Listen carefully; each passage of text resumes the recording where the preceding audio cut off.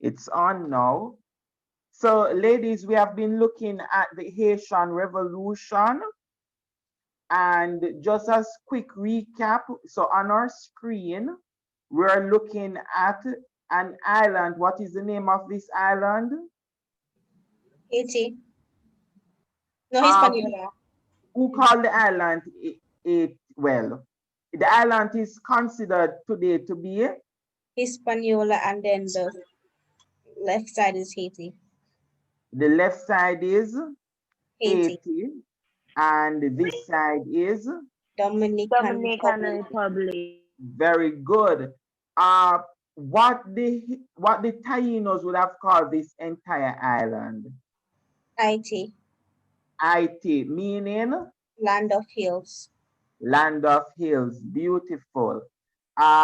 So we know for sure the geography of this area. When the French came, uh, what the French call this side? Saint-Domingue. Saint-Domingue. Excellent. So this was considered to be the colony of Saint-Domingue when the name was changed to Haiti. When the name was changed to Haiti.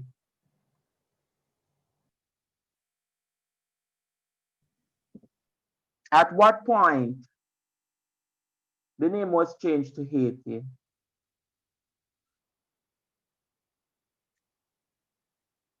So we know for sure that the Tainos would have called the place Haiti, meaning land of hills. Then the Spanish took over the entire island from the Tainos, and the Spanish called the entire island Hispaniola.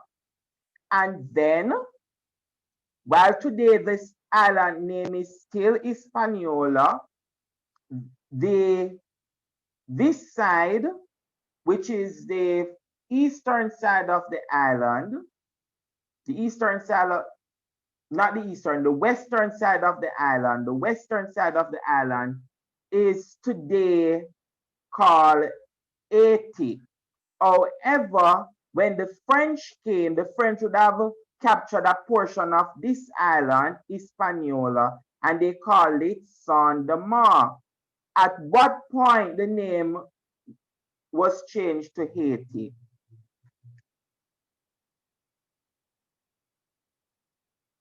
At what point in the history? Sir, can you repeat the question?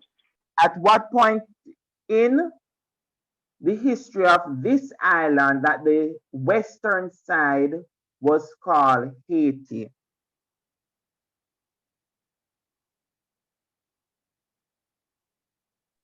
Sir, is it when we gained independence? Yes. When it gained independence, in which year? 1804. 1804, when they gained independence, not gained, but they took their independence, right? Everybody else gained independence. The United States and Haiti, they fought for their independence.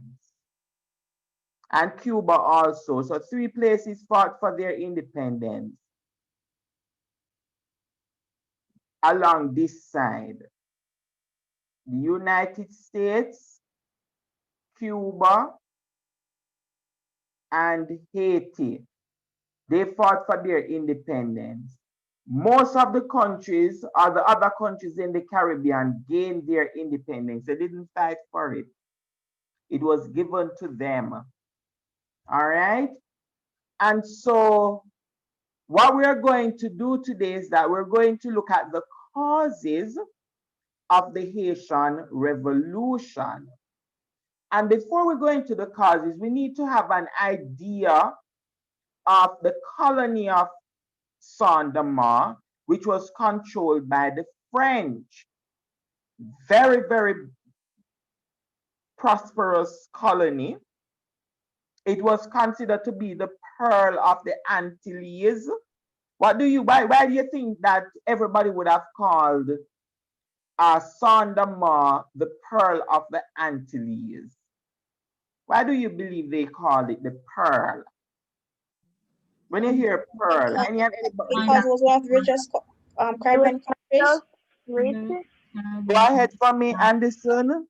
So, So I think because it was precious and the country had a lot of money wealth. It had a lot of wealth. Go ahead for me, Farquharson. or it was the richest country in the Caribbean. It was the richest country in the Caribbean very well. And both of you are correct.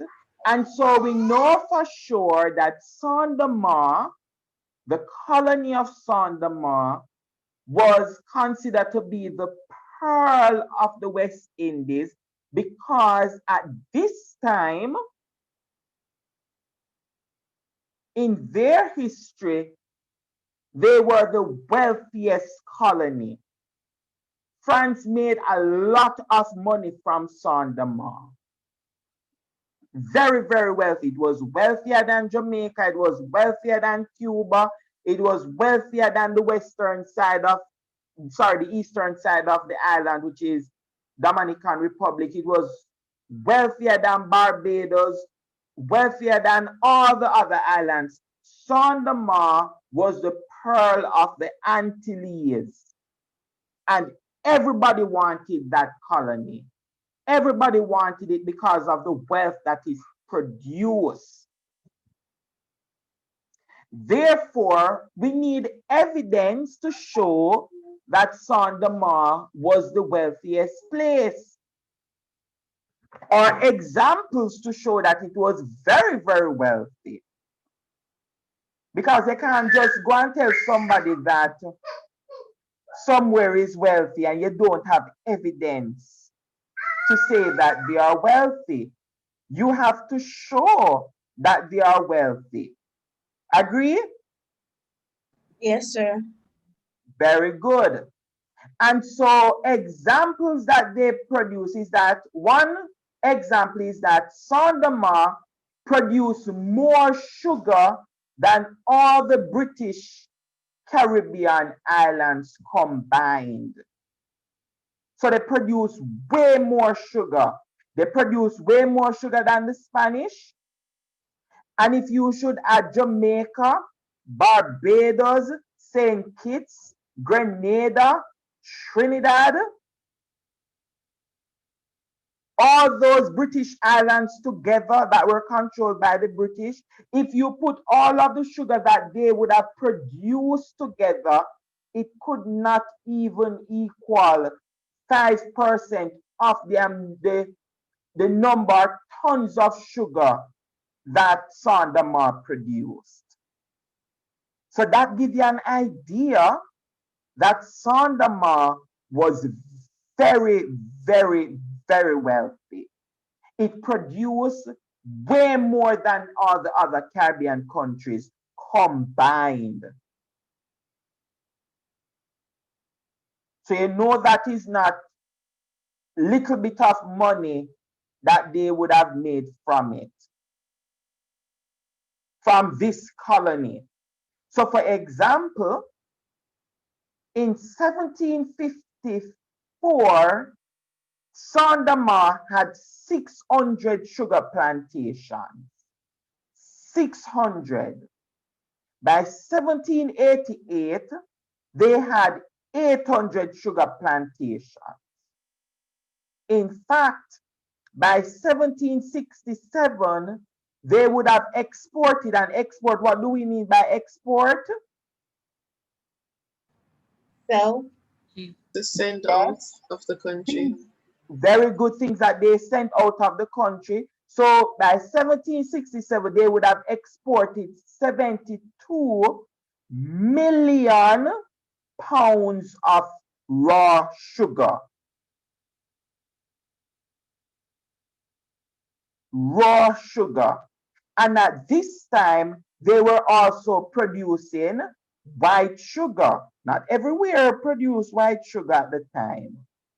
Not everywhere. But Saint-Domingue at this time was producing 51 million pounds of raw sugar. So if you look at the amount of sugar that they are producing And everybody in Europe wanted sugar because before sugar they used to use honey, and honey was very expensive. And so everybody is buying sugar. What do you think they are using sugar for in Europe? What do you use sugar for? To Tea, sweeten things. To sweeten a tea. What else? Very good. Cake. cakes, To bake pastries. cake. Very good for pastry. What else? Porridge. Porridge. Porridge, you said?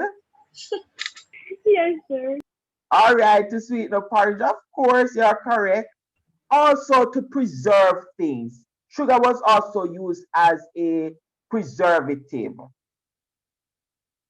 And so everybody wanted sugar because everybody was saying, wow, before we used to use honey and it was so expensive to buy honey. But right now we want sugar in Europe. And so when they are producing sugar, they are producing all of the sugar and they are selling it. And they are making millions of francs from it. Their money is called francs. The French money is called francs. Let I put it here. The British money is called Pounds. pounds. Very good. So the French money is francs and the British money is pound.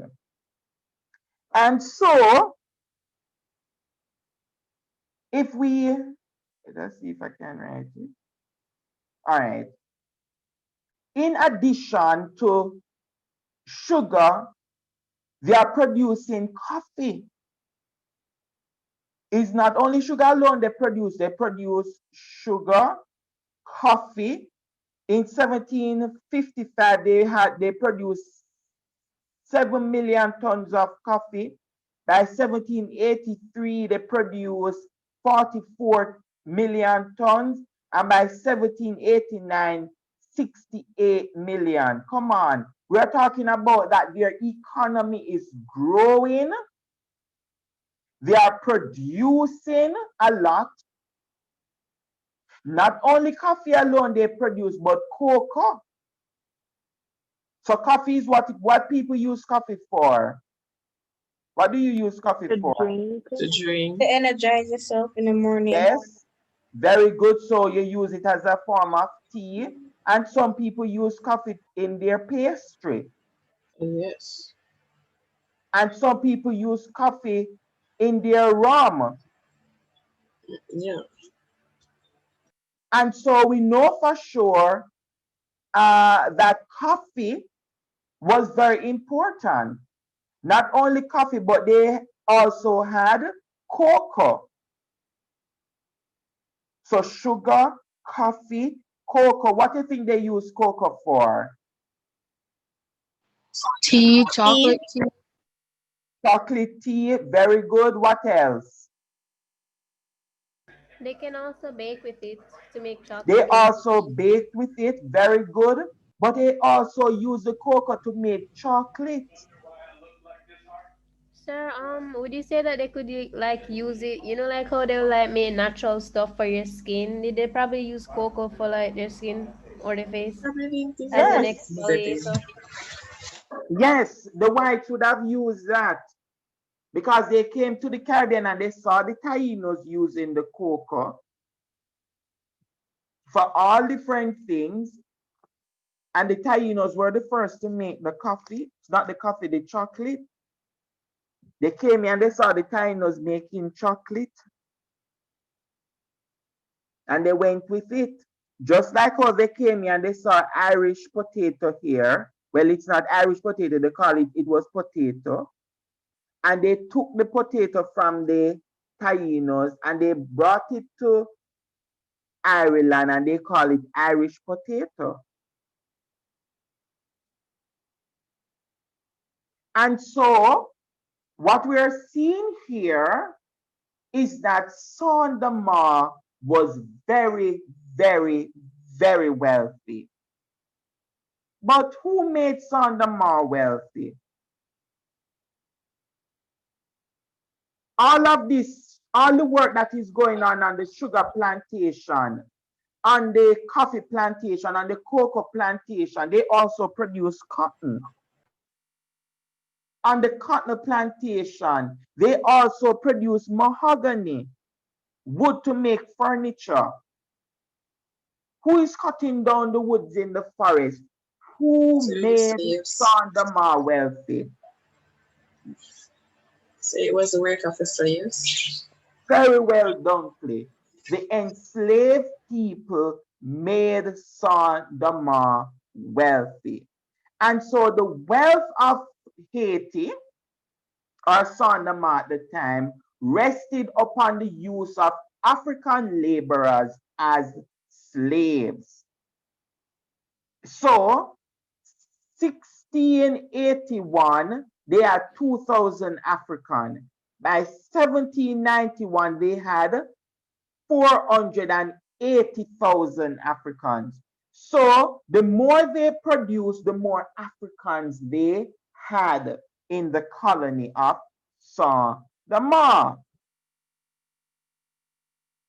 And so African labor was very, very important to the prosperity of the colony of Saint-Domingue, right?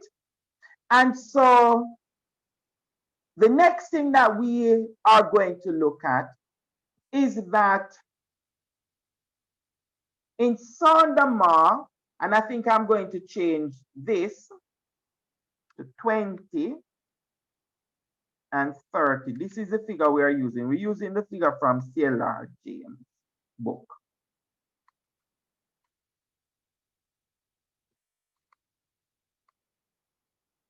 All right. So we're now looking now at how the society was organized. Class, race, just like how back today people are ranked based on what? How do you rank people? Their Based class. on, yes, You rank people based on class. the amount of money they have. Very good. The amount of wealth they have, money. What else? When you see some people driving certain cars, or you driving certain cars, people think that you are Rich or wealthy. rich. Yes, So if the amount of plantation that you have or land. the amount of plantation that you owned determine your class. Yes. What else? Sir, is skin color one? Oh, yes. That is a very important one. The color of your skin determine your class. What else? So we know wealth, color of skin. What else? Your hair also determines your class. Your ear texture, Property, yeah. the amount of property. And so you are correct. All of these determine your class. And so in Saint-Domingue, in the colony, you had several different classes or several different groups of people. One, you had the whites who were at the apex of the society. Apex meaning they were at the very top of the society. The whites, and they were called the blancs. But we know for sure it's not every white person is rich. So there's also poor whites. So the rich whites who were at the top of the society were called the grand blancs, the rich whites.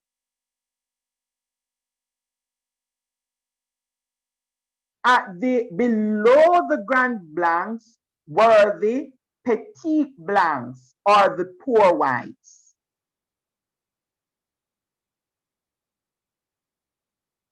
So the white group was divided into how many groups? How many groups the whites were divided into? Two. Two groups. What were the two groups? The Grand rich and the poor. petty The rich and plants. the poor, but if you're writing for the exams, what do we need the term? Grand plants and petite plants. Grand and petite. Very good. Now, out of all the population of Saint-Domingue, they were 20,000 combined. So out of all the population, just 20,000 was white. Another group was called the colored. And this group is also what we call the mulattoes. This group was a mixture between which two races? So black, The black and the? white. The white. The blacks and the whites. Very good. So the blacks and the whites were called the mulatto or the colored.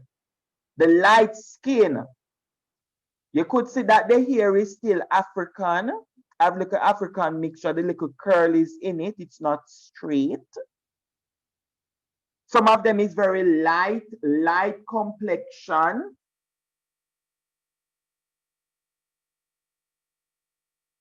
Some of them have blue eyes, but their skin is very dark, like mine. And so this group, which is the mixture between black and white, the colored, they were 30,000 of the population. In fact, in the Grand Blancs, only certain, let us use another example. In the colored, for the colored, most of their fathers were whites and their mothers were enslaved Africans. And so when the fathers died, they left a lot of money for their children. And so some of the colored in the society, they were very, very wealthy. Some of them were wealthier than the Grand Blancs and the Petit Blancs because they would have inherited wealth from their fathers who were part of the Grand Blancs group. But once they die, they leave money and they leave the plantations with all the enslaved people on the plantation for them. But the colored were not allowed to vote. They were not allowed to be represented in the parliament. Sorry, not the parliament, but the colonial government. So they couldn't be representative. They could not vote, and they could not wear certain clothing like silk. No. Silk and jewelry should be worn only by whites. And so the colored is going to have problem with that.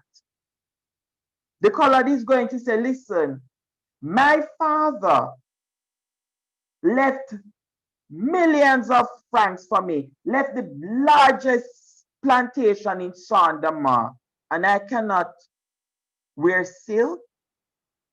You do not want me to wear certain jewelry. You don't want me to drink tea with you and I'm wealthier than you. You do not want me to run for political office.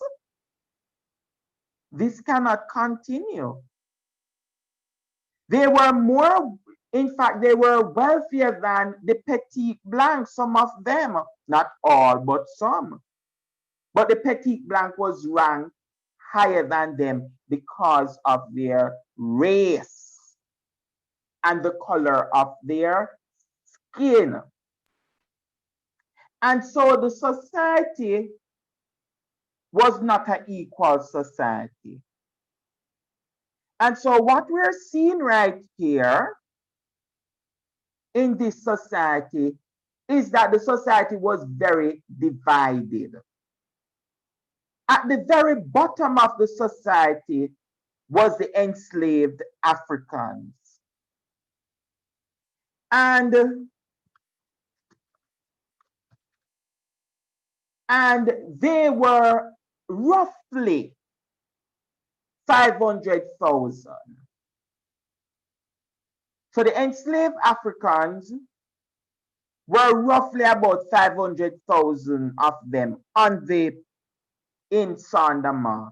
So if we look at the number, 452,000, some books say 500,000, 30,000, 20,000.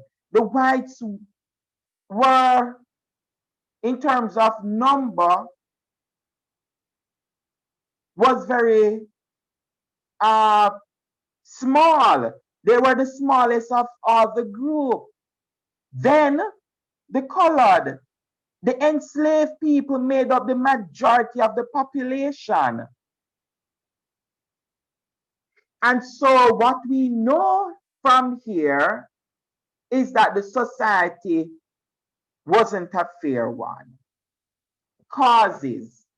There are several different causes for the Haitian Revolution. And I'm just going to list the causes and then we're going to discuss as we go along. But for today's class, we're just going to look at the French Revolution, the impact of the French Revolution on Saint-Domingue. And then when we meet next week, we are going to go through the other causes. Impact. So one, the impact of the French Revolution. Two, division within the society.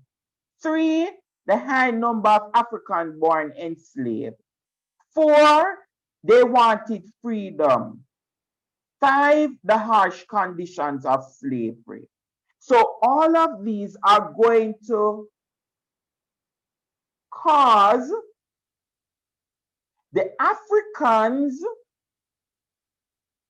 in Saint-Domingue to say it is time to get our freedom and to take over this place from France and the blancs, which is the whites.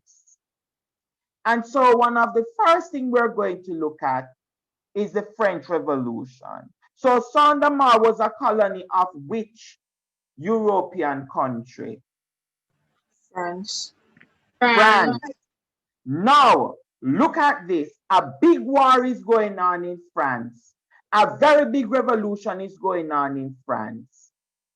And if a revolution is going on in France, then if all the French colonies in the Caribbean, it is going to have an impact on them. And we are going to look at some of the impact. But let us review, before we go into detail of the impact, let us look at the French Revolution. What was taking place in France at this time?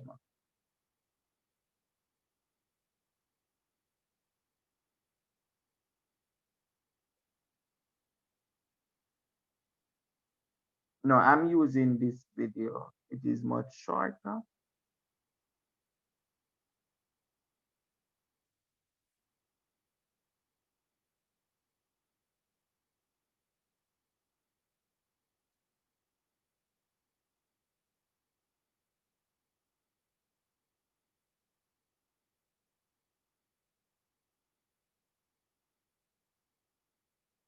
Hi, my name is John Green. This is Crash Course World History, and today we're going to talk about the French Revolution. Admittedly, this wasn't the French flag until 1794, but we just felt like he looked good in stripes. As does this guy, huh? So while the American Revolution is considered a pretty good thing, the French Revolution is often seen as a bloody, anarchic mess. And Mr. Green, I bet like always it's way more complicated than that. Actually, no, it was pretty terrible. Also, like a lot of revolutions, in the end, it exchanged an authoritarian regime for an authoritarian regime. But even if the revolution was a mess, its ideas changed human history far more, I will argue, than the American Revolution.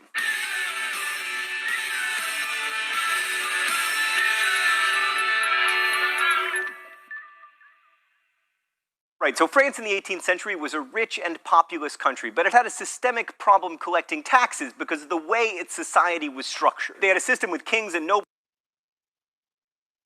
Ladies, he would have mentioned that France during this period was a rich and prosperous country. Why was France a rich and prosperous country? Because they had many colonies.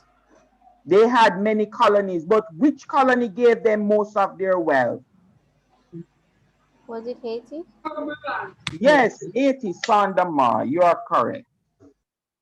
Nobles we now call the Ancien Régime. Thank you, 3 years of high school French. And for most French people, it sucked, because the people with the money, the nobles and the clergy, never paid taxes. So by 1789, France was deeply in debt thanks to their funding the American Revolution. Thank you, France, we will get you back in World Wars I and II. And King Louis XVI was spending half of his national budget to service the federal debt. Louis tried to reform this system under various finance ministers, even called for democracy on a local level, but all attempts to fix it failed, and soon France basically declared bankruptcy. This nicely coincided with hailstorms that ruined a year's harvest, thereby raising food prices and causing widespread hunger, which really made the people of France angry because they love to eat. Meanwhile, the king certainly did not look broke, as evidenced by his well-fed physique and fancy footwear. He and his wife Marie Antoinette also got to live in the very nice palace at Versailles thanks to God's mandate, but Enlightenment thinkers like Kant were challenging the whole idea of religion, writing things like, "The main point of enlightenment is of man's release from his self-caused immaturity, primarily in matters of religion." So basically, the peasants were hungry, the intellectuals were beginning to wonder whether God could or should save the king, and the nobility were dithering about, eating foie gras and songbirds, failing to make meaningful financial reform. In response to the crisis, Louis XVI called a meeting of the Estates General, the closest thing that France had to a national parliament, which hadn't met since 1614. The Estates General was like a super parliament made up of representatives from the first estate, the nobles, the second estate, the clergy, and the third estate, everyone else. The third estate showed up with about 600 representatives. The first and second estates both had about 300, and after several votes, everything was deadlocked, and then the third estate was like, you know what, forget you guys. We're gonna leave, and we're gonna become our own National Assembly. This did not please King Louis XVI, so when the new National Assembly left the room for a break, he locked the doors, and he was like, sorry guys, you can't go in there, and if you can't assemble, how are you gonna be a National Assembly? Shockingly, the third estate representatives were able to find a different room in France, this time an indoor tennis court where they swore the famous tennis court oath, and they agreed not to give up until a French constitution was established. So then Louis XVI responded by sending troops to Paris, primarily to quell uprisings over food shortages, but the revolutionaries saw this as a provocation. So they responded by seizing the Bastille prison on July 14th, which coincidentally is also Bastille Day. The Bastille was stormed ostensibly to free prisoners, although there were only 7 in jail at the time, but mostly to get guns. But the really radical move in the National Assembly came on August 4th, when they abolished most of the Ancien Regime. Feudal rights, tithes, privileges for nobles, unequal taxation, they were all abolished in the name of writing a new constitution. And then on August 26th, the National Assembly proclaimed the Declaration of Rights of Man and Citizen, which laid out a system of rights that applied to every person and made those rights integral to the new constitution. That's quite different from the American Bill of Rights, which was like begrudgingly tacked on at the end and only applied to non-slaves. The Doromac, as I called it in high school, declared that everyone had the right to liberty, property, and security, rights that the French Revolution would do an exceptionally poor job of protecting. But as noted last week, the same could be argued for many other supposedly more successful revolutions. Okay, let's go to the thought bubble. Meanwhile, back at Versailles, Louis XVI was still King of France, and it was looking like France might be a constitutional monarchy, which might have meant that the royal family could hang on to their awesome house.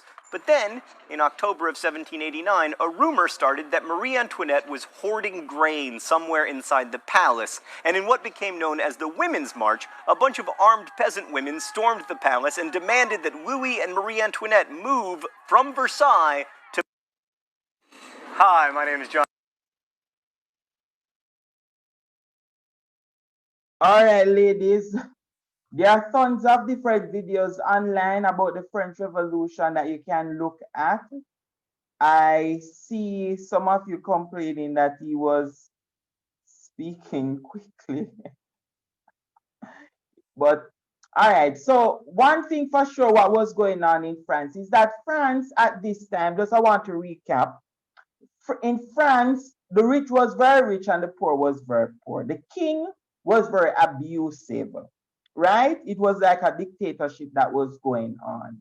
And so, for example, the king's wife which was Mary Antoinette, she wore a lot of jewelry and she boasted on the people. And when the people said to them that, listen, we have no bread to eat, she said, well, go and bake cake. Can you imagine? You say you don't have bread, and she's going to tell you that to bake cake. What that tell you about her? She was a very smart thing, but she was mean. She was very, very mean. Go ahead. She's conceited. Very much so. And so we know for sure that it was terrible. So the people of France, they stormed Bastille at the time, and they took over the government. And there were 3 terms that they used, right? During this time. Liberty, fraternity, and equality. 1, in France, all of us need freedom from this terrible king. 3, we need fraternity. We need brotherhood in the society, love for each other. And 3, we need equality. We are not all equal because she's wearing all her jewelry. They are living comfortable. They are eating the best meal. And most of us, the people, cannot eat bread. Sounds like Jamaica today. And so what is taking place here is that they had the Declaration of the Rights of Men and Citizens, where that they said that the men in the society had certain rights. Now let us read what some of the rights say right here. Somebody, could you read this one, Article 1, which is from here? Sir, can I read it?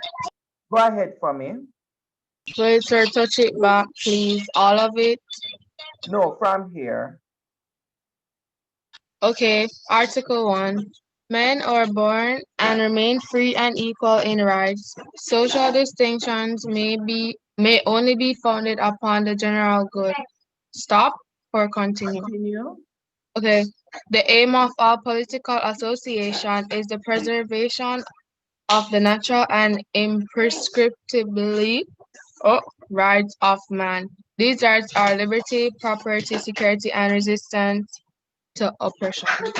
Very good. So they are saying that they need to resist oppression that the king would have placed them under.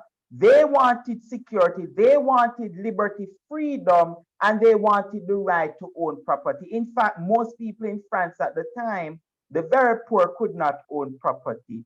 And so they were talking about certain rights in France. My question now for Saint-Domingue, how would this Declaration of Rights of Man influence a revolt in Haiti? How would it influence a revolt? Think about it. In France, whites in France are saying to the king that, listen, we need freedom, we need equality, we need fraternity. We need to resist oppression. Sir, that means the same thing going to go on in Haiti, sir. Very same thing, but who is going to want to make these declarations or apply these declarations? Sir, the colored. The colored want to apply it. Why do you think the colored is going to apply it? Sir, because they are under whatever rules and oppression, sir. So they want to be free and have the same rights as the whites. So they're going to go against them. Very good, excellent. Which other group wanted to apply this declaration to themselves? South Africans. Very good, Dunkley. South Africans. The Africans are also, the Africans wanted to apply these rights to themselves also, because the Africans are saying, what? We need freedom. 2, we need equality. 3, oh, you're talking about resistance to oppression. We, out of everybody, we are the most oppressed. And therefore, if we look at this here, is that the colored said that they wanted the same rights as the whites. And the Africans also said that they wanted freedom. But not only the Africans wanted freedom and the colored wanted freedom. The Grand Blancs, the very rich whites, they said that they wanted freedom from France. What? So one big piece of drama taking place in Saint-Domingue. The whites, the very rich whites say, listen, since the king is no longer in charge, are you, the people, took over the kingdom, because they also killed the king and the queen.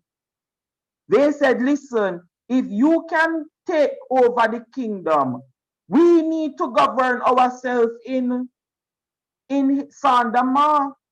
The Grand Blanc said, we wanted freedom from France. We don't want France to govern us. We need to be independent. All of our money that we are making should not go to France. We need to keep all of that money in Saint-Domingue. Let us make Saint-Domingue the wealthiest place in the world, instead of taking all the wealth and sending it to France. So the rich whites wanted to govern themselves. Not only the rich whites wanted freedom from France, but the petit blancs said they wanted certain rights, like voting rights, that only the rich whites had, because they could not vote. And so the petit blancs wanted rights too. So everybody wanted rights. The Grand Blancs, the Petit Blancs, the Coloreds, the Africans, everybody. So we can see from here the impact of the French Revolution on Saint-Domingue. Impact.